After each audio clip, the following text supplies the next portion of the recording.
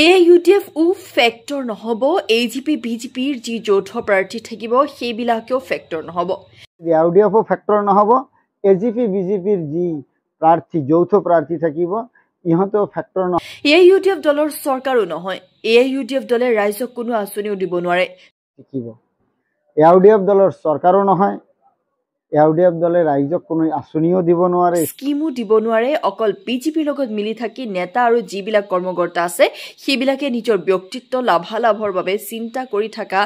এইটো ৰাইজে আজি গম পাইছে বুলি মন্তব্য কৰে গোলকগঞ্জৰ বিধায়ক তথা ৭ নং গৰিপুৰ সমষ্টিৰ কংগ্ৰেছ দলৰ আশাবাদী প্ৰাৰ্থী আব্দুছ সুবহান আলী চৰকাৰে দিব নোৱাৰে অকল বিজেপিৰ লগত মিলি থাকি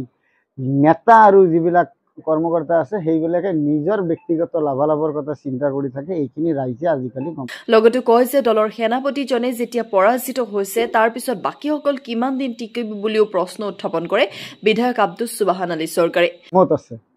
দলৰ সেনাপতি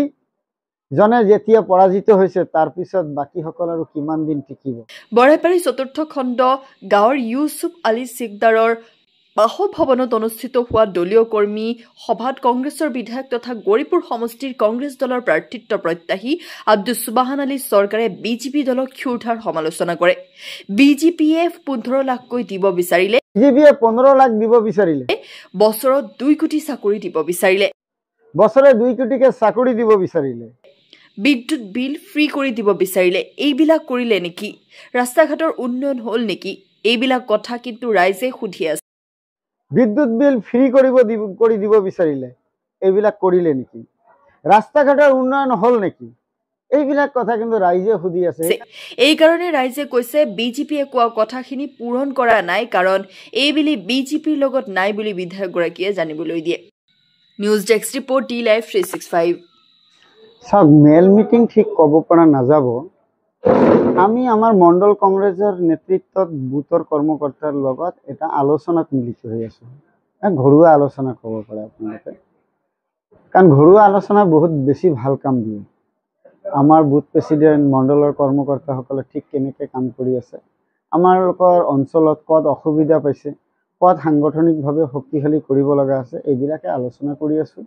সামগ্ৰিকভাৱে কংগ্ৰেছ দলৰ উন্নয়নৰ কাৰণে আৰু আপোনালোকে জানে ময়ো এইবেলি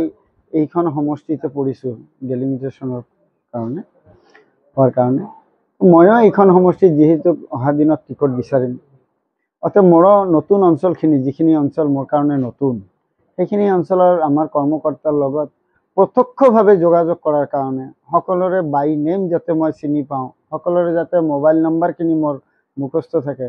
সিহঁতে ফোন কৰিলে যাতে মই লগে লগে ইহঁতক উত্তৰ দিব পাৰোঁ তাৰ কাৰণে আজি সাংগঠনিকভাৱে আমি ৰাইজৰ মাজলৈ কৰ্মকৰ্তাৰ মাজলৈ গৈ আছো অকল ময়ে নহয় এইটো সমষ্টিত বহুতে টিকট বিচাৰি আছে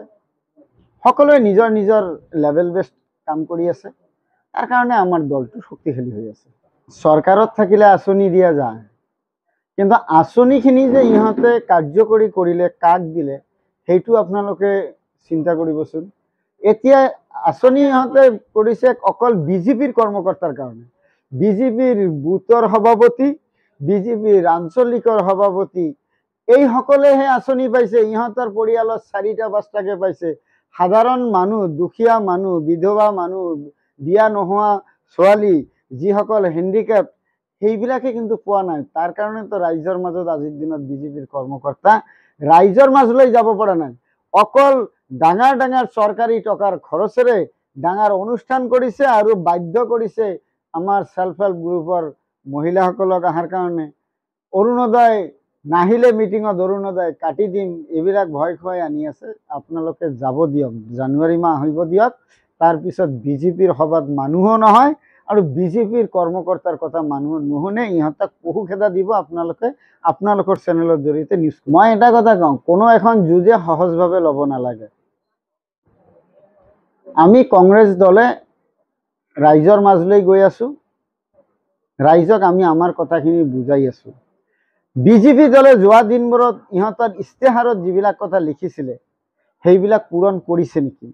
আৰু আমাৰ যেতিয়া কংগ্ৰেছৰ চৰকাৰ আছিলে তেতিয়া যিবিলাক আমি কথা কৈছো সেইবিলাক আমি পূৰণ কৰিছো নে নাই বিজেপিয়ে 15 লাখ দিব বিচাৰিলে বছৰে 2 কোটিকে চাকৰি দিব বিচাৰিলে বিদ্যুৎ বিল ফ্ৰী কৰি দিব বিচাৰিলে এইবিলাক কৰিলে নেকি, ৰাস্তা ঘাটৰ উন্নয়ন হ'ল নেকি, এইবিলাক কথা কিন্তু ৰাইজে সুধি আছে। সেইকাৰণে ৰাইজে কৈছে বিজেপি কোৱা কথাখিনি পূৰণ কৰা নাই, তাৰ কাৰণে আমি এইবুলি বিজেপিৰ লগত নাই। আৰু AUDFৰ কথা মই কৈছোঁ,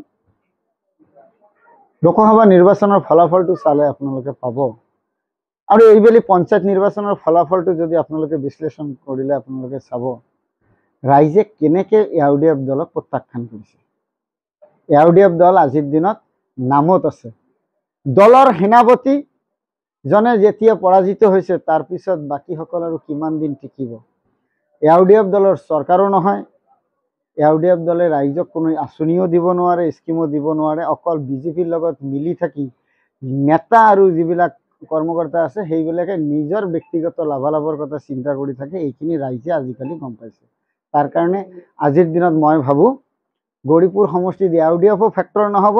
AGP বিজেপিৰ যি প্ৰাৰ্থী যৌথ প্ৰাৰ্থী থাকিব ইহঁতেও ফেক্টৰ নহ'ব। ইয়াত এটাই হ'ব যে কংগ্ৰেছৰ প্ৰাৰ্থীয়ে কিমান বেছি ভোটত জিকে, এইটোৱে ৰাইজৰ মাজত চৰ্চা হৈ থাকিব। 2026 চনৰ নিৰ্বাচন চাওক, এইটোতো আমাৰ দলৰ কেইবাজনেতো গণ্ডগোল কৰিছে, এইটোতো অস্বীকাৰ কৰিব পৰা নাযাব। ইহঁতৰ কাৰণে আমাৰ ইনকুৱাৰী কমিটি আছে, কমিটিয়ে অলৰেডি সকলৰ পৰা সাক্ষাৎকাৰ ল'লে, ক্ৰছ ভেৰিফিকেশ্যন চলি আছে। তাৰপিছত নিশ্চিতভাৱে যিসকলে দলক এনে ক্ষতিগ্ৰস্ত কৰিছে ইহঁতেতো পানিছমেণ্ট পাবই, তাত কোনো সন্দেহ থাকিব নালাগে। আমি এতিয়া দলীয়ভাৱে আমি কংগ্ৰেছ দলৰ কেনেকৈ সাংগঠনিক শক্তিশালী আৰু কৰিব পাৰোঁ আৰু 26ত কেনেকৈ আমি চৰকাৰ গঠন কৰিব পাৰোঁ কংগ্ৰেছৰ নেতৃত্বত, তাৰ কাৰণে আমি পৰিকল্পনা যুগুত কৰিছোঁ। বাকী যিবোৰ হৈ গ'ল সেইবিলাক লৈ আমাৰ ঊৰ্ধ্বতন কৰ্তৃপক্ষই যাক যি দায়িত্ব দিছে সেই হিচাপে কামখিনি আগুৱাই গৈ থাকিব আৰু দোষীয়ে শাস্তি পাব।